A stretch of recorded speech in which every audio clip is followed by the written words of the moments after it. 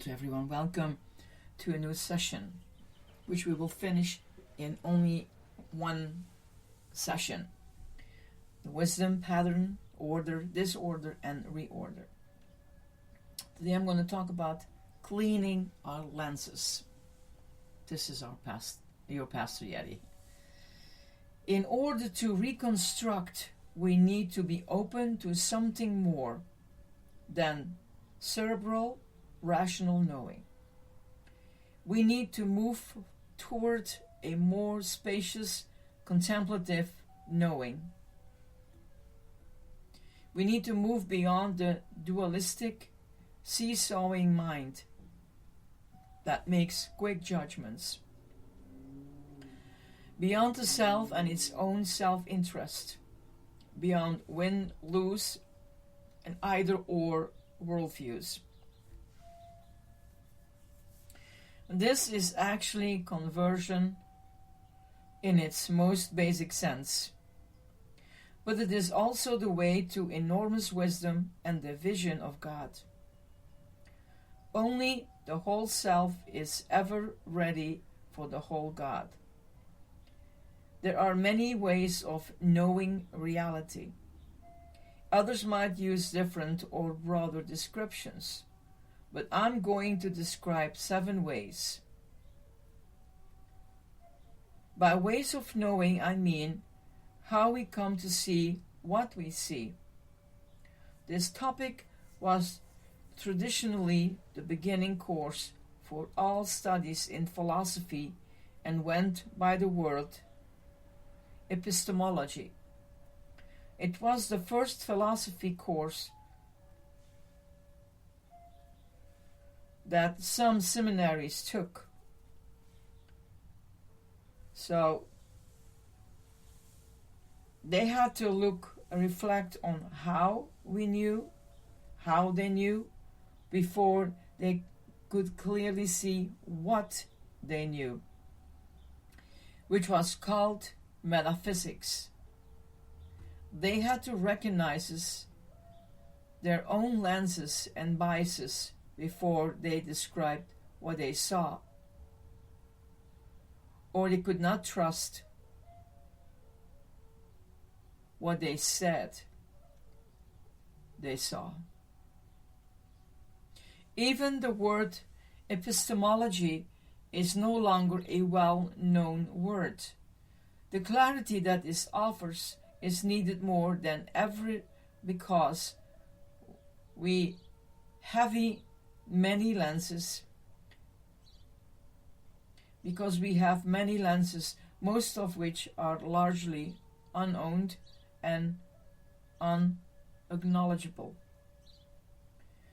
To be honest, Buddhist tends to focus on awareness of these lenses more than most Christians today, especially since humility and detachments are no longer virtues much admired in the West.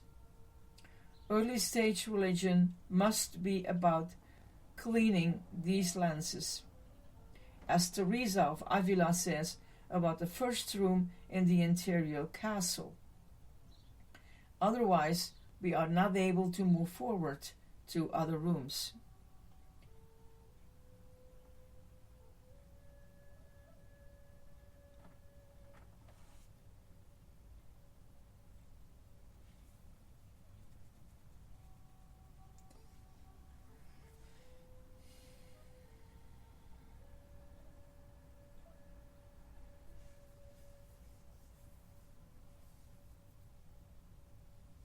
So, like all stories on conversion and transformation, we must begin by admitting that we need a whole new head.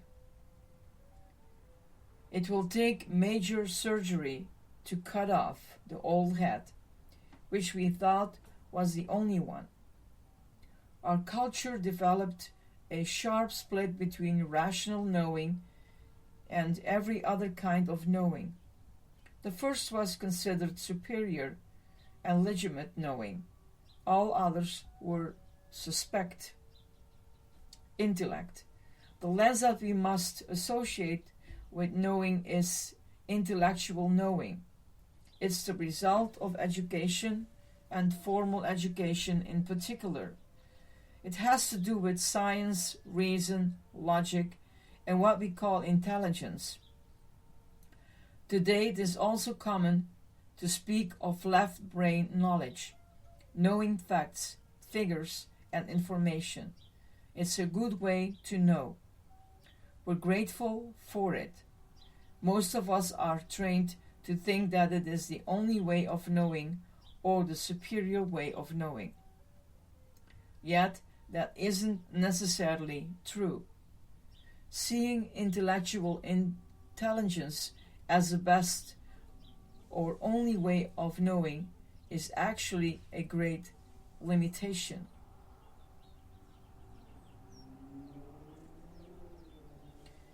Emotional intelligence has demonstrated this in a rather convincing way. In fact, mere intellectual gray matter is often an actual liability in the real world. The absent-minded, the professor, the nerd, and the academic are contemporary terms indicating people with this now apparent limitation. Yet so let's move a little further. Let's come to our will. The second way of knowing is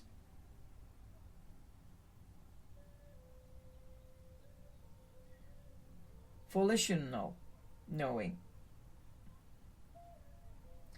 That's the kind of knowing that comes from making choices, commitments, and decisions, then sticking with them and experiencing them at different stages. Anyone who has made and then kept vows knows what I'm talking about. The reason people marry and the reason people stay married are not the same reason. In fact, reasons can change each year, perhaps even each month. It's the same for those of us who keep religious vows. The reason we first take them and the reason we continue in vows changes as we grow. It is a knowing that comes from making choices and the very process of struggling with the choices. This knowing is a kind of cumulative knowing that emerges over time. It is the experiential knowing that comes from staying in the trenches over a period of choices, disillusionments, and rechoicings.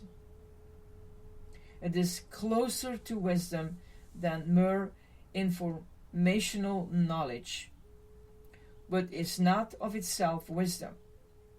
We might choose and re-choose for some very bad or inferior motives. We might decide out of fear, anger, or vengeance. This is willful knowledge coming from the ego-driven agenda, as opposed to willing, knowing coming from surrender and trust.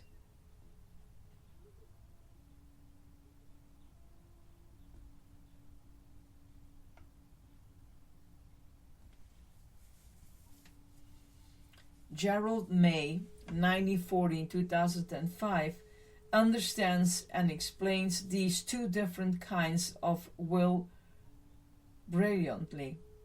Like no other author, he puts together spiritually with very good psychology without sacrificing either.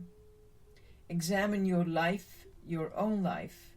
Maybe you made a decision, and after you made a decision, you began to view reality differently. You look out from a new viewpoint. The marriage decision is probably the biggest one for most people.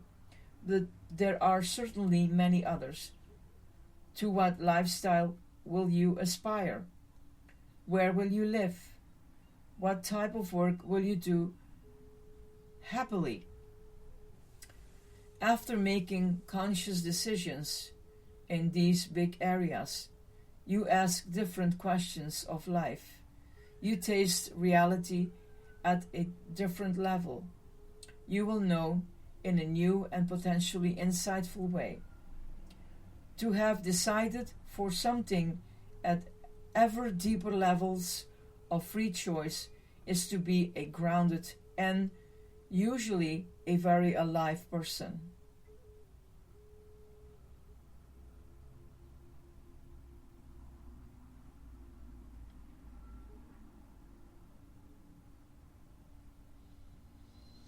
Emotions. Until very recently,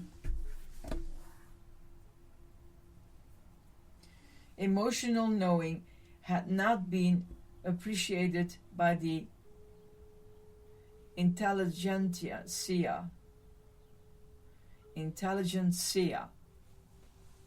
all different words coming up, right?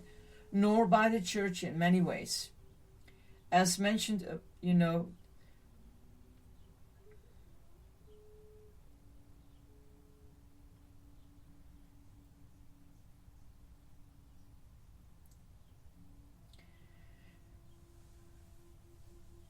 Daniel Kuhlman demonstrated that it is helpful to have both a good IQ and a good IQ, emotional quotient. In fact, if we have to choose between the two,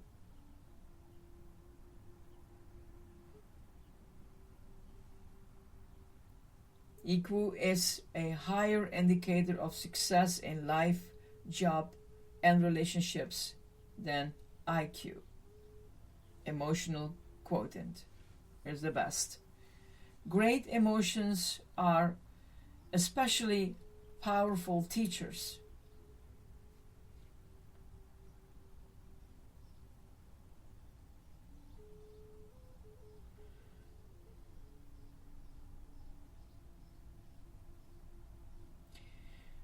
Believe it or not, such emotions are ways of knowing. They have the capacity to blind us, but also the power to open us up and bring up to profound conversions, humility, and honesty. People who are too nice and never suffer or reveal their own negative emotions usually do not know very much about themselves, and so the rest of us do not take them too seriously. Consider if that is not true in your own circle of relationships. I would guess that people die and live much more for emotional knowing than they ever will for intellectual, rational knowing. Rational knowing really converts no one. If rational knowing is the superior kind, religion has set itself up for major problems. No wonder atheism has emerged as a unique problem in the rational world. In the past, when people told me about the death of a parent or a loved one, I listened to them and thought I understood them. After I personally had to walk through encounters with that and experience this new emotion called grief, I henceforth have lived in a whole new house. I'm in a different space than I have experienced before. We have found that grief work is an essential and central part of man's work. Almost all male initiations has to lead man into grief, where they are not at home at all.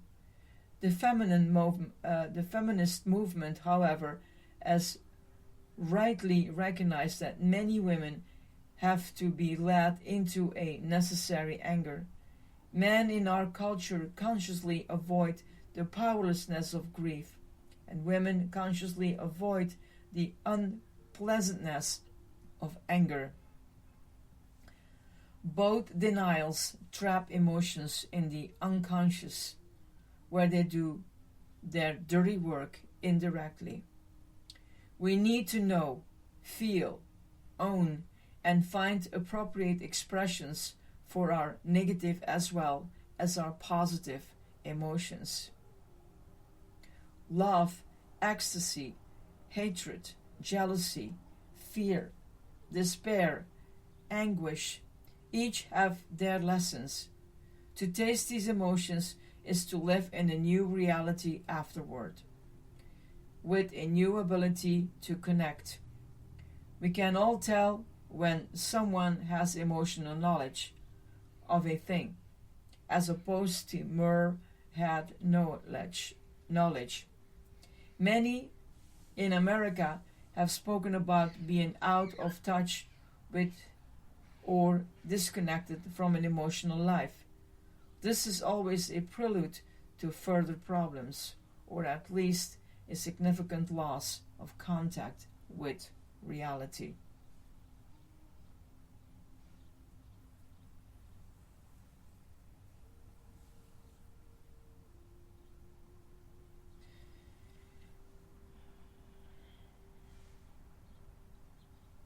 Senses, bodily or sensory knowing, comes through the senses by touching, moving, smelling, seeing, hearing, breathing, tasting, and especially at the deep or unconscious level. Becoming aware of our senses in a centered way allows us to awaken, to listen, to connect. It allows us to know reality more deeply on our body's terms instead of only on our brain's terms.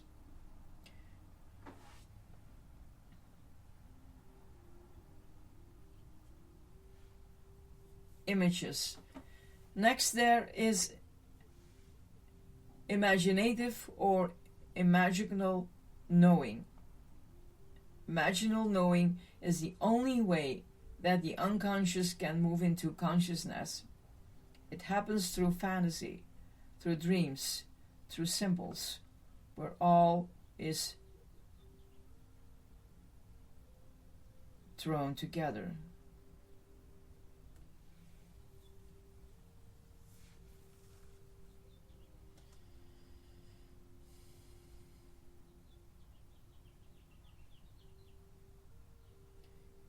Symbalen in Greek. It happens through pictures, events, and well-told stories. It happens through poetry, where well-chosen words create an image that in turn creates a new awareness that was in us already. We knew it, but we didn't know it. It was in the unconscious, as we say, and needed to be pulled forth. It seems that the right brain and the unconscious do not know conceptually, but through images. Thus people will often break into tears when seeing a picture, a movie, or a human event, much more often than when having an idea.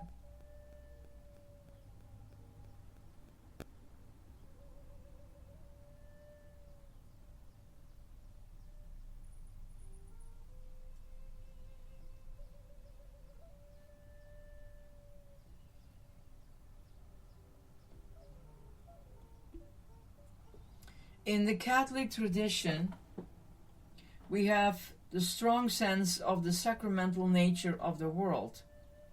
We know spiritual things by analogy, metaphor, symbol, and sign. In fact, it is the only way that we can know spiritual reality.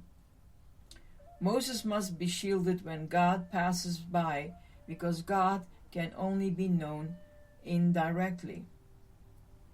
Exodus 33, 18-23. Perhaps the Achilles heel of the Protestant theology, largely owing the period of history in which it emerged, is that it tries to find truth far too much in words, preaching, and concrete ideas. No wonder that there are now at least 5 100,000 Protestant denominations and growing.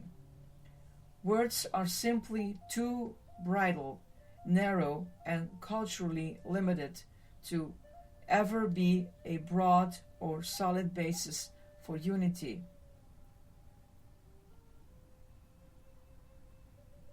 We must be open to imaginable knowing, because this work of reconstruction is not going to be done logically. And hear me, I'm not judging.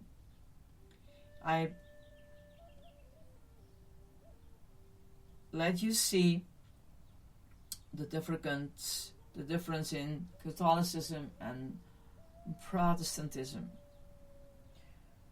You know, as we teach, we give people so many views as we view it ourselves. So don't feel that I attack you. That's not my place, and that I will not do. So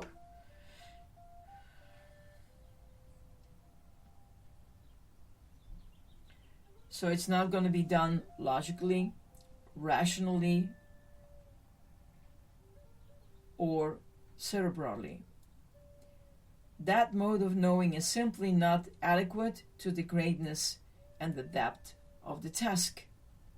Once we touch the way people imagine a situation, change will happen easily and naturally.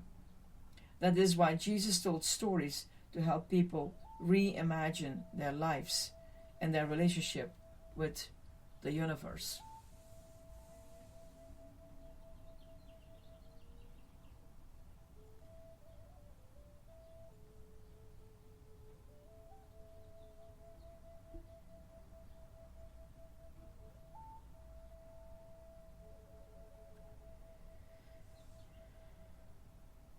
Aesthetic.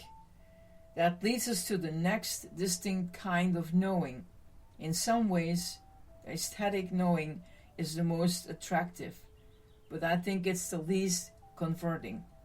Aesthetic knowing is often either so pretty or so ugly that we tend to stop there. Art in all its forms so engages us and satisfies us that many go no deeper, because they've been exposed to the picture or the poem or the wonderful piece of sculpture. The aesthete and the dilettante think that, in fact, they've changed their lives or experienced true transcendence. Usually, aesthetic knowing is only an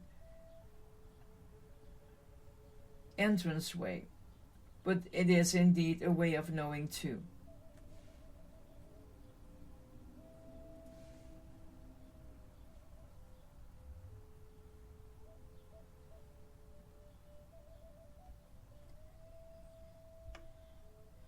Epiphany, the last way of knowing, which I think religion will prefer and encourage, is epiphanic knowing.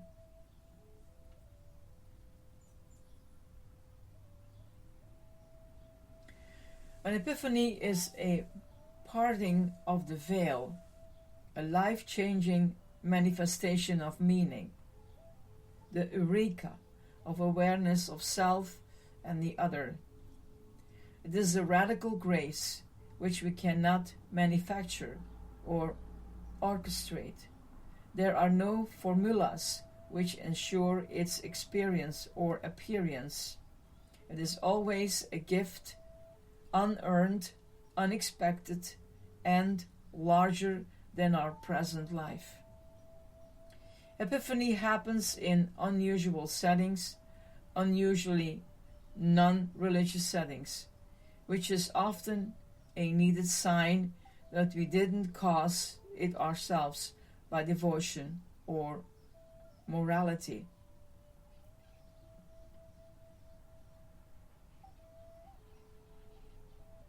We cannot manufacture epiphanies. We can only ask for them, wait for them, expect them, know they are given, keep out of the way, and thank someone afterward.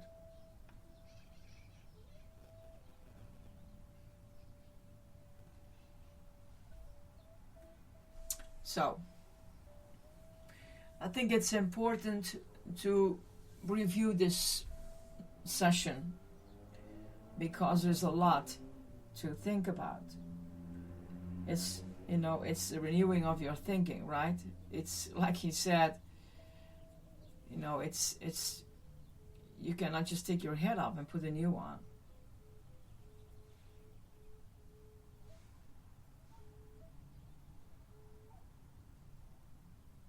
So if you want to do some research in those two other authors, you will find if you listen again, it is always worth doing that.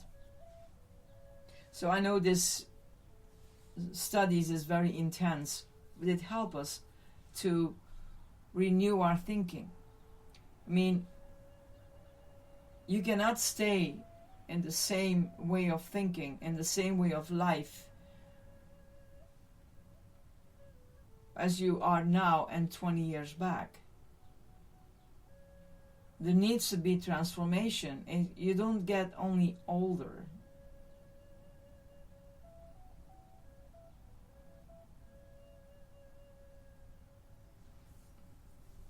Think about all this. May the peace of God be with you. Bye-bye. This is your Pastor Yeti.